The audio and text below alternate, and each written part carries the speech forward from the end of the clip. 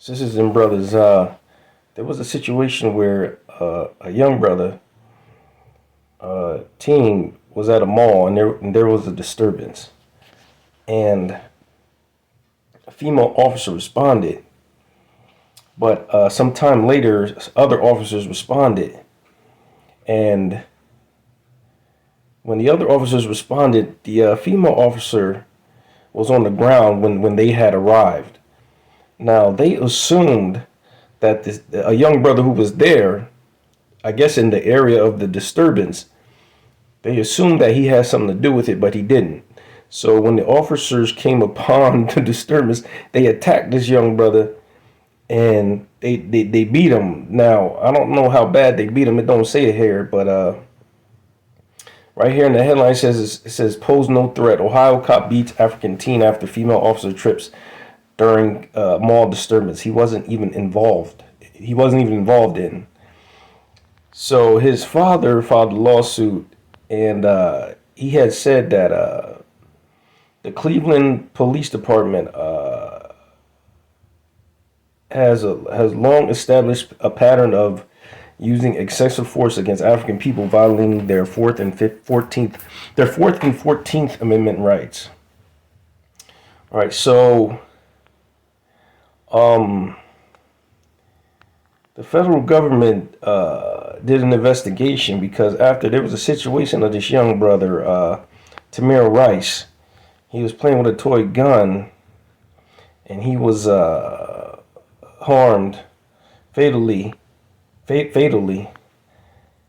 and there were other incidences, and so because of those incidences, the federal government did an investigation and applied a consent decree on the police department. And part of the consent decree was they had to lower.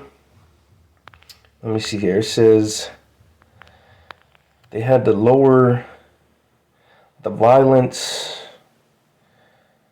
and it says okay, decrease violence and increase trust within the community. That was one of the. It says specific changes to decrease violence and increase trust within the community. But okay, this is the consent decree you can see right here. It talks about this brother Tamir Rice. All right. Now down here it says they ignored the consent decree. Okay. They were following it for a little while, but it's saying down here that after a while, after about 10 years, the violence had returned. Basically, is what it's saying. And so, y'all, listen. This is a fire that needs to be put out. If the people who have made it in the parental community, meaning the African community, African people are the parents of the human race. If the people who are the parents do not do their natural job, then this fire is not going to get put out. If you're a parent and you don't do your natural job, you're going to have a problem within your family. If all you do is talk, and y'all, I did not make it. You know, you got people out there who read 1,000 books, y'all. I only read 100.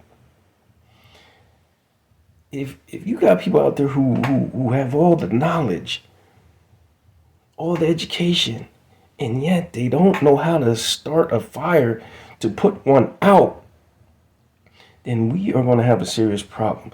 I don't know how you can walk around in African skin and nothing that you see causes you to want to create a fire to put one out.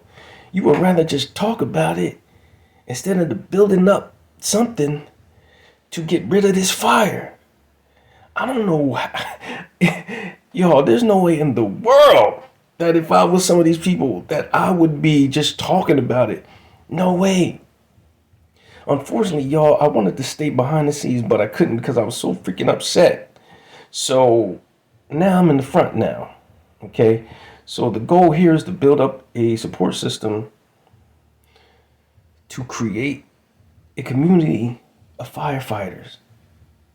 so we could create our own fire to put a fire out. Thank you so much. Lucius Cat Africa. Peace.